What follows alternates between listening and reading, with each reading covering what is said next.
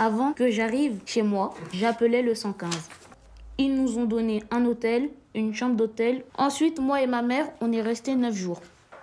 Et puis un soir, l'hôtel nous a virés parce que la dame de nettoyage a cru qu'on n'était pas là.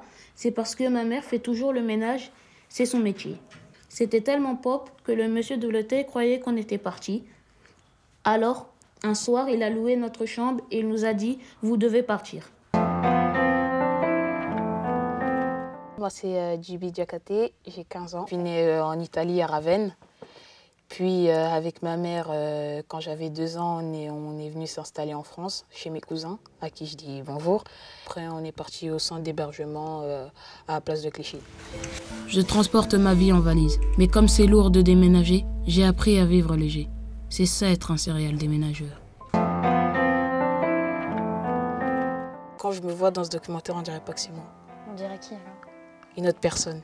Ils disent que je suis le héros, mais je pense que je suis pas le seul héros du film. On est tous les héros du film. Mon couloir, c'est un voyage dans le monde.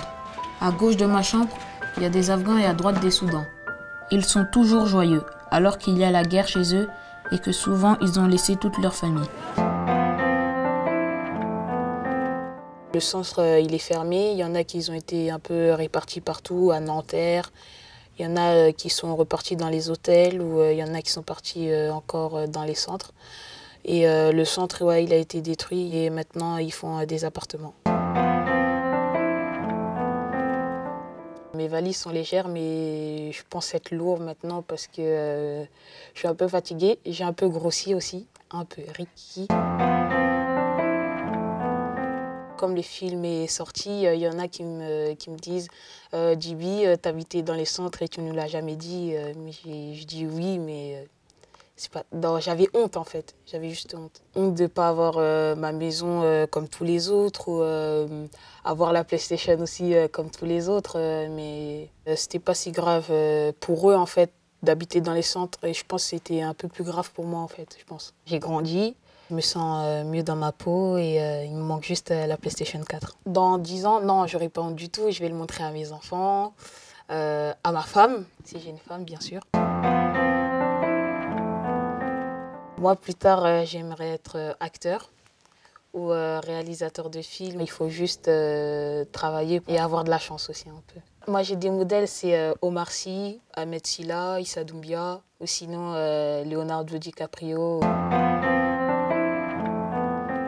Je vais lire un texte que j'ai écrit avec Emmanuel et Stan Zambo. Je suis fière du texte, mais en fait, on dirait pas que c'est moi encore qui a fait le texte. En fait, j'arrive pas à dire, mais on dirait que c'est pas moi qui a fait tout ça.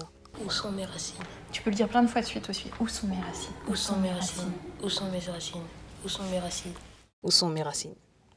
Je les imagine, bien dorées, colorées, au sang de l'amitié, au loin le lac rosé. La chaleur, ma demeure, le sable qui brûle les pieds jusqu'au cœur de la chair. La sensation d'être heureux, entouré de milliers de personnes. Voir le baobab gigantesque au-dessus de ma tête. Où sont mes racines?